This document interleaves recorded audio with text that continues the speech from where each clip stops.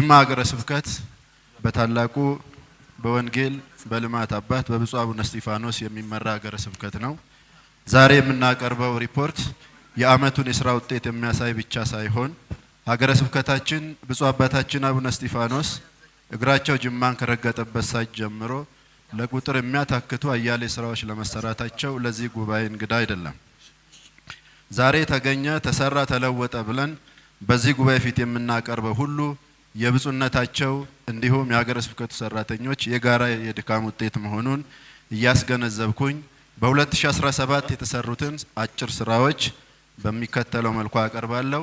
ብፁዕነታቸው በወራዊና በአመታዊ በዓላት ከሚወዳቸው ህዝበ ክርስቲያን ሳይለዩ ምእመናንን አስተምሯል፣ ቡራኬ ሰጥተዋል፣ መመሪያ አስተላልፈዋል። በበጀት አመቱ 6 አዳዲስ አብያተ ክርስቲያናት ተተክለዋል። ለ5 አብያተ ክርስቲያናት የመሰረት ድንጋይ ተቀምጧል። በሁሉም መዋቅሮቻችን ያሉና በመንፈሳዊ አገልግሎት ላይ ያሉ ካህናት በተዋረዱ ያሉ የሥራ ኃላፊዎች ስልጠናና የግንዛቤ ማስጨበጫ መርሃ ግብር ተከናውኗል። በየገጠሪቱ ያሉ አብያተ ክርስቲያናት የካህናት ችግር ለመቅረፍ ለ1200 ተማሪዎች ዲቁና 67 የቅስና የክህነት ማዕረግ እንዲቀበሉ ተደርጓል። በሀገረ ስብከቱ የሚተዳደሩ ሁለቱ ገዳማት በአበልቲ ምዕራፈ ቅዱሳንና በመረቧ መካነ ቅዱሳን ገዳማት የአካባቢውን ቋንቋ መናገርና መስማት የሚችሉ ልጆችን በማሰባሰብ የአብነት ትምህርት እንዲማሩ እየተደረገ ሲሆን በሁለቱም ገዳማት 56 ተተኪ አብነት ተማሪዎች በመቀበል ባዳሪ እያስተማር እንገኛለን።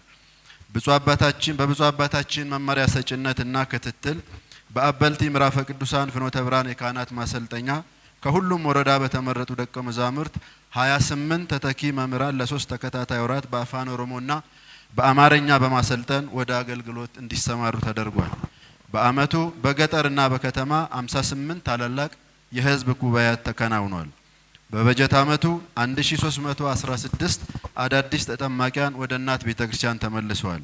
በሁሉም የጅማ ከተማ የሰንበት ትምህርት ቤቶችና በተመረጡ የወረዳ ርዕሰ ከተማ ሰንበት ትምህርት ቤቶች አዲሱን ስርዓተ ትምህርት እየተገበር እንገኛለን። ሀገር አቀፍ ፈተናውን ወስደው እጅግ የሚያመረቃ ውጤት ተመዝግቧል። ሀገረ ስብከቱ የጀመረው ሁለተኛ ምዕራፍ ባለ 5 ወለል ሁለገብ ህንጻ ግንባታ የብፁዕ አባታችን የቅርብ ክትትል በማጠናቀቅ ላይ ያለን ሲሆን በቅርብ ቀናት ውስጥ ተመርቆ ተጨማሪ ሀገረ ስብከቱ የገቢ ምንጭ ይሆናል። በዚሁም ህንጻውን ሙሉ ለሙሉ ለጠቅላላ ሆስፒታል የተከራየ ሲሆን የሚከፈተው ሆስፒታል በጅማ ከተማ በአይነቱም ሆነ በደረጃው ከፍ ያለ ነው። ስለዚህ ቤተክርስቲያናችን ዛሬም ልክ እንደ ጥንቱ ሁሉ የሀገርና የትውልድ ተስፋ መሆኗን የሚያሳይ ነው። ዘመናዊ ትምህርት ቤቶችን ከማስፋፋት አኳያ በሀገረ ስብከቱ ሰፊ ስራ እየተሰራ ያለ ሲሆን ብፁዕነታቸው ቆራጥ አመራር ሰጭነትና የሀገረ ስብከቱ ሰራተኞች ጥረት የተገነባው ተስፋ ተዋሕዶ ትምህርት ቤቶቻችን እንደ ከተማ ሆነ እንደ ኦሮሚያ ትምህርት ቢሮ ተወዳዳሪ መሆኑ የቤተክርስቲያናችንን ስም የሚያስጠራ ነው።